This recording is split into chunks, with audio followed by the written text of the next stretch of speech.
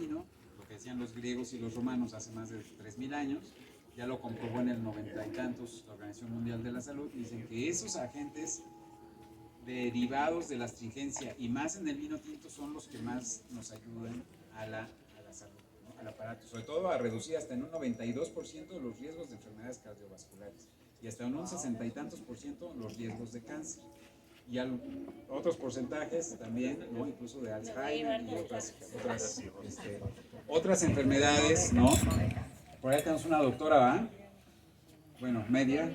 Teníamos... ¡Ay! Hola, doctora. Bueno, la Organización Mundial de la Salud confirma eso. Y eso es gracias a los taninos que nos dan astringencia en el vino, que están en la piel y en la semilla. Ahora, ¿cómo identificamos la astringencia? Pues fácil, le damos un trago, como cuando mordemos una fruta. Si está verde, es un tanino muy agresivo. Y esa fruta, aparte de ácida, nos va como a agarrar, como a secar, nos va como a secar el paladar. Es la sensación de astringencia. Es como el enjuague bucal, por eso hay uno que se llama, sin anunciar a nadie, el astringosol, ¿no? Porque es un enjuague bucal que nos causa astringencia, hace que se nos contraigan las encías. Esa es la astringencia.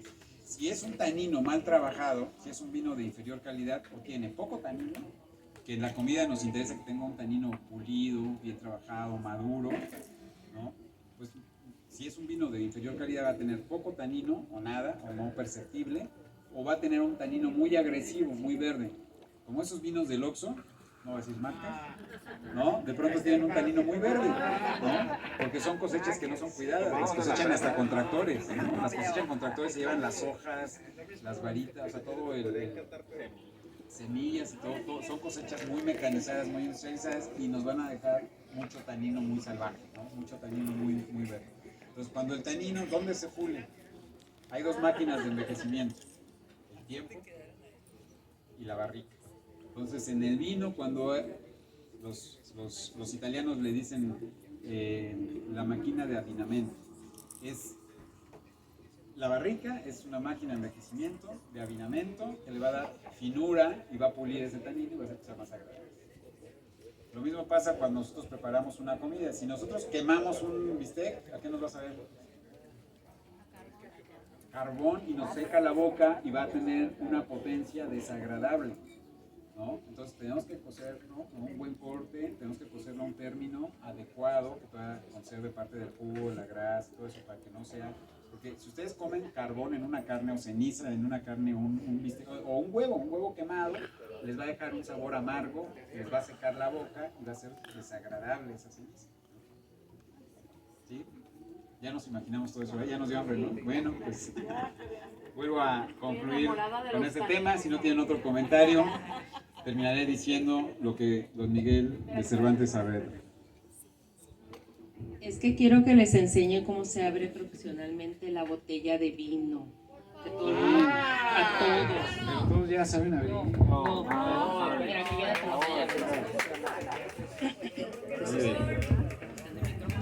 Ok. Para los que los muchachos quieren aprender también. Perfecto. Y la etiqueta y todo cómo se debe presentar, chicos, de sintonía los meseros. Perfecto, pues cuando lleguen a ver todo el personal de servicio, cuando lleguen con una botella en un centro de consumo o lo que sea, la tienen que poner así en su antebrazo, ¿no? Es la mejor manera de presentarlo. No van a decir así como, ahí está su vino, ¿no? ¿Sí? Entonces, en el antebrazo presentan el vino que el comensal ha pedido o ha solicitado, o cuando ustedes se lo presuman a alguien los vinos de sintonía, pues lo vamos a presentar así. Siempre la etiqueta enfrente y cuando descorchemos también la etiqueta enfrente. Entonces vamos a sacar la navajita del descorchador de garzón o de 2 tiempos, que es este.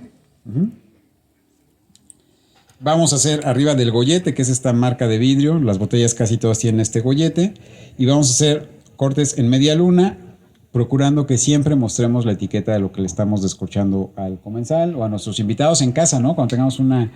Y tratar, ya sean nuestros invitados en casa o en un centro de consumo, no vamos a hacer esto, ¿no? De cortar así girando toda la botella, no, siempre enfrente y vamos a cortar de preferencia. Tampoco pasa nada, ni los va a comulgar la Iglesia Católica, ni nada si lo descorchan de otra manera, pero el término o la manera de abrir una botella de manera adecuada, pues sería así, ¿no? Y con la misma navajita del tirabuzón, pues retiramos la parte que cortamos de la cápsula o del casquillo, ¿no? Aquí le llaman más casquillo, ¿eh? Nos guardamos lo que nos sobra de ahí, sacamos el tirabuzón No lo podemos hacer todo abierto el descorchador, porque entonces nos cortamos, nos picamos, lo que sea. Ponemos la punta del tirabuzón en la parte de en medio, ¿no? Buscamos la parte del centro de la circunferencia del corcho. Y vamos a girar hasta dejar una vuelta del tirabuzón afuera. Ahí, dejamos una vuelta del tirabuzón afuera, apoyamos el descorchador. Ay, sí es 2019, ¿eh? Y sacamos con cuidado, tratando de no hacer ruido. Si hacen ruido, pues bueno, no es lo propio, pero tampoco va a aparecer una nueva cepa del virus ni nada, ¿no? Ok. El corcho lo mostramos al comensal, pues para que vea que está correcto, que el vino no ha tenido ningún derrame. Cuando encontramos los derrames del vino laterales, ¿no? Manchas del vino, o encontramos bacterias, hongos y demás, pues ya desde ahí nos da un indicio visual de que pues, el vino puede estar ya caduco, no estar correcto. Ahí mostramos el corcho al comensal. Y también cuando encontramos estas muestras de vino, si sale vino de la botella, ¿entra qué? Entra oxígeno, entonces podemos, que el oxígeno pues nos puede oxidar el vino y entonces ya no va a estar correcto. Pues la experiencia. ¿No? Muy bien. Entonces, pues bueno, ya así es como se descorcha y pues presentamos el corcho y ya servimos, ¿no? Y tratar... Sí. Una vez que hace eso, el mesero o el sommelier te entrega el corcho y te observa qué haces con él. ¿Qué es lo que uno debe hacer con el corcho? Primero verlo. ¿Qué observar? Ajá, ¿qué es lo que uno debe Aquí hacer? hacemos las mismas fases de la cata del vino, menos la gustativa, ¿no? No podemos dar una mordida al corcho, pero entonces lo observamos, ¿no? Lo podemos oler, ¿no?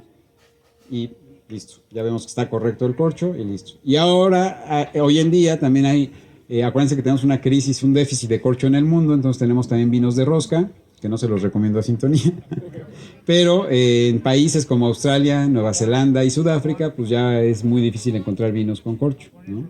La rosca australiana, dice la Universidad de Londres, que es el mejor sistema para taponar una botella de vino, y ellos desarrollaron su tecnología y la rosca australiana, que pues ahora se la venden a muchos países, por la carencia que hay de corcho, ¿no? Entonces tampoco desconfíen de un vino con rosca, si no es del Oxxo, ¿ok? Si es del Oxxo, sí desconfíen del vino con corcho, con rosca y con todo lo demás, ¿no? Pero vaya, yo soy un poco conservador en este sentido del vino y sí me gustan los vinos con corcho, ¿no? Hay que ver que el corcho sea correcto, no lo ve, entonces el personal de servicio tiene que servir un poquito del vino a la persona que pidió el vino para que esa persona lo valide, lo apruebe y entonces ya autorice que se sirva a todos, ¿no?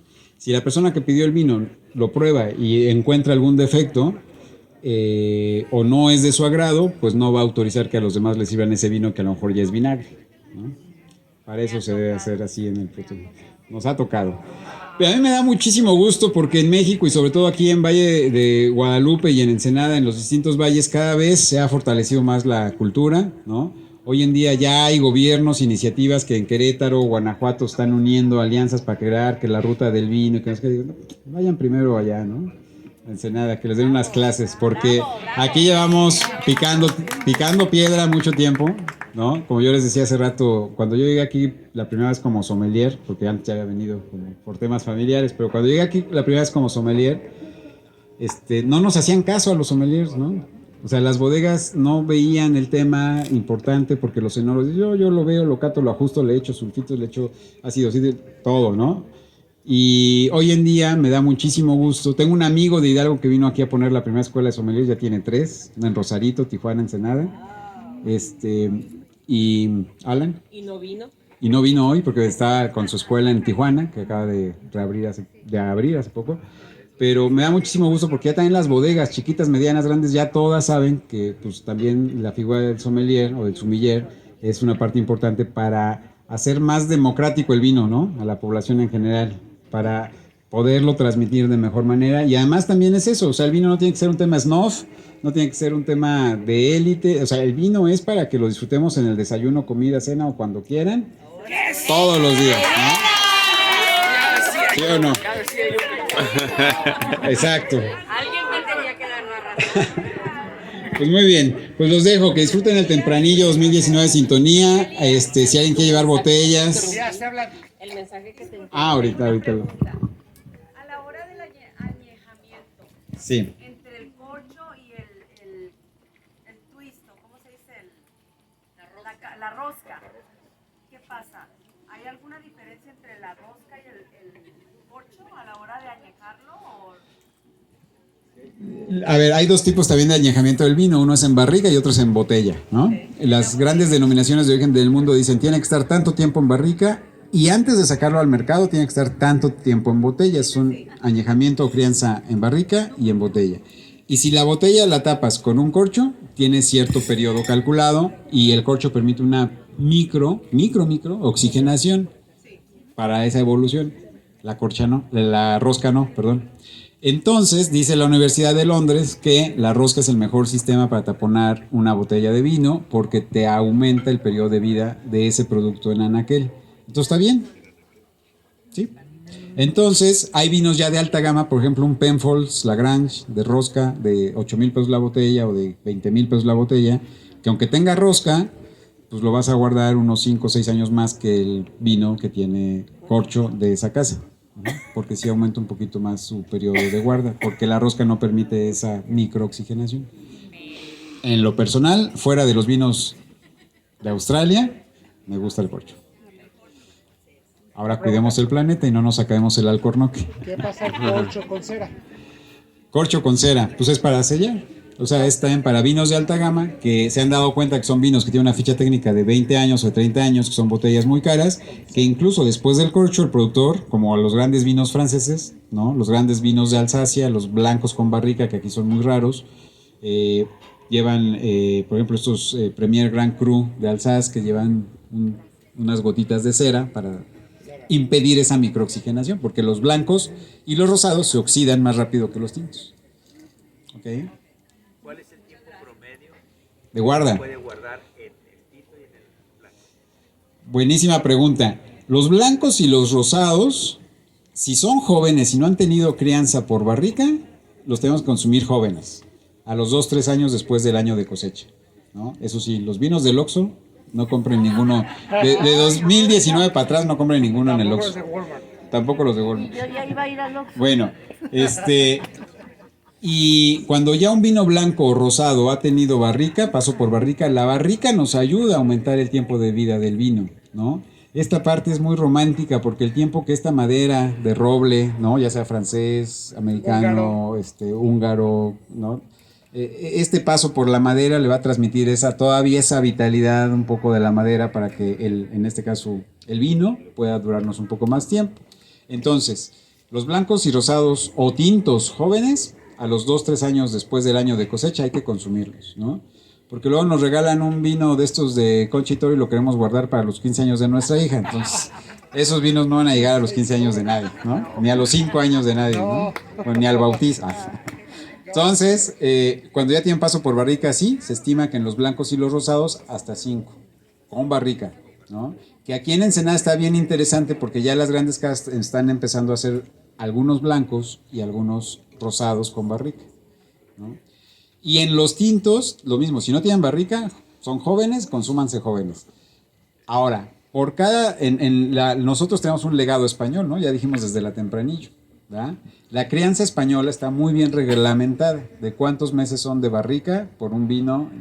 Hay pequeñas variaciones en las denominaciones de origen o en las regiones de España, pero por cada, digamos, 12 meses de barrica, podemos aumentar hasta 4 o 5 años en la guarda del vino. Entonces, si es un gran crianza español que tiene 36 meses de paso por barrica, o sea, son 3 años de crianza en barrica y 2 de evolución en botella, lo liberan hasta los 5 años después, y ese vino que ya es un gran reserva español, en esa categoría que ahí sí está legislado y todo eso, lo podemos guardar hasta 15, 20 años. ¿Ok? En los grandes reservas. Los que nada más tienen 12 meses de barrica en España son reservas, y los que tienen menos de 12 meses, de 6 a 12 meses, normalmente son crianza. Cuando vemos un vino que dice la palabra crianza, ¿no? Es eso, que tiene menos de 12 meses de barrica y lo podemos guardar hasta 4 o 5 años. Y los que no dicen nada de eso son jóvenes y los tenemos que consumir a los 2 años, máximo 3, después de la cosecha.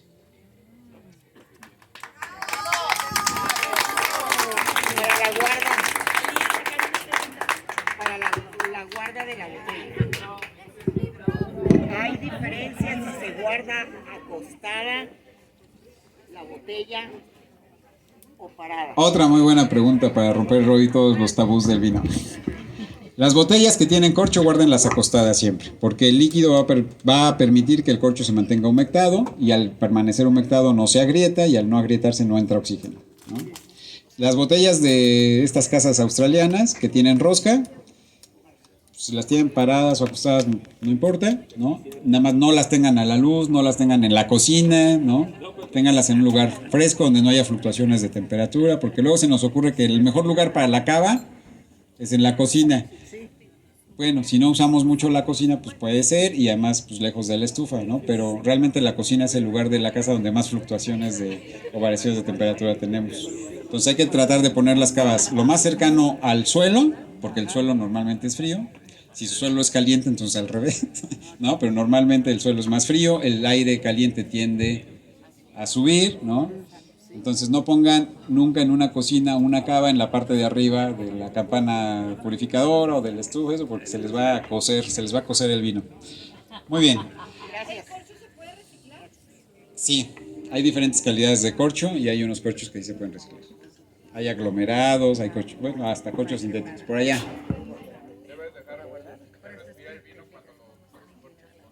Los que tienen paso por barrica sí, los vinos jóvenes no. Y si no dice atrás, estas etiquetas están muy padres, las de sintonía, porque atrás sí nos dice, por ejemplo, este tempranillo, ustedes revisan la etiqueta, dice 18 meses en barrica, entonces ya nos dice, es un vino que tiene 18 meses de barrica que tengo que dejar respirar. Si no tengo decantador, ¿dónde lo voy a hacer que se oxigene? En la copa. Por eso muevo mi copa y ahí lo oxigeno. Cuando llegamos a un restaurante y decimos, este vino, pues pido un crianza español o un sintonía de 18 meses o un Malbec de 15 meses, y le decimos al mesero, descórchelo y deje que respire media hora. Es un error porque nada más va a respirar el primer traguito que está en contacto con el oxígeno y así pasen 6 horas, nada más eso se va a oxidar. Claro, si lo dejas 3 días, pues se va a oxidar todo el vino, sin corcho. Pero dejar la botella destapada no va a ayudar a que se oxigene el vino. Entonces, cuando sea eso, en un restaurante pidan un vino tal, ¿no? Pues es un reserva, un crianza, tiene paso por barrica. Entonces descórchemelo y sírvalo, ¿no? Ya sea con decantador o lo oxigenamos cada quien en su copa. ¿Cuánto tiempo?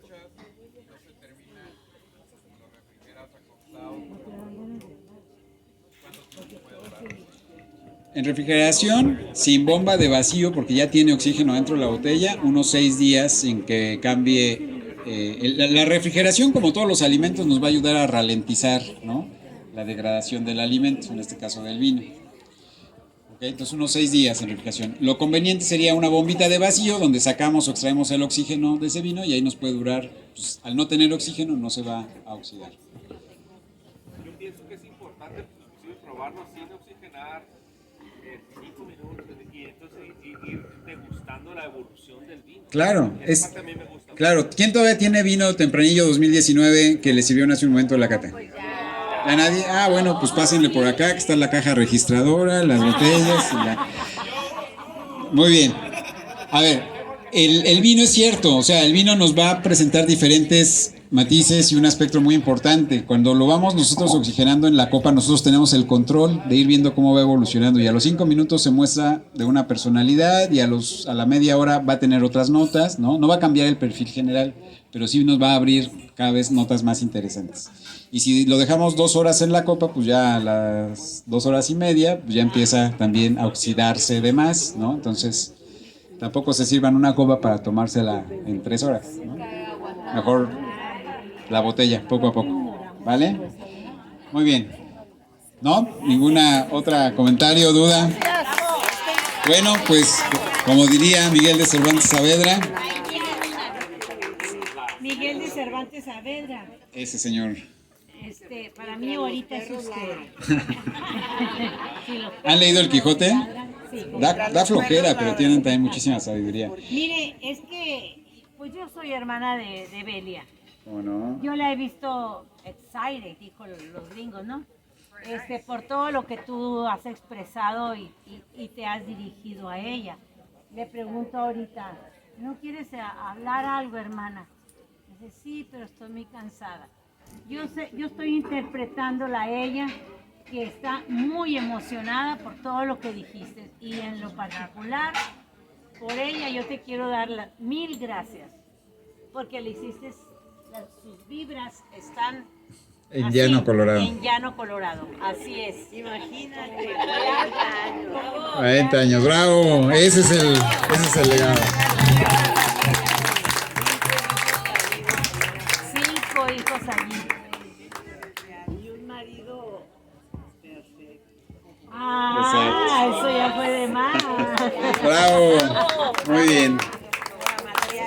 Muchas gracias. Salud y que buen provecho os haga, que el vino que se bebe con mesura jamás fue causa de daño alguno. Así es. Don Quijote de la Mancha. Muchas gracias. Un aplauso, por favor, para Elías. Alfonso, ¿quieres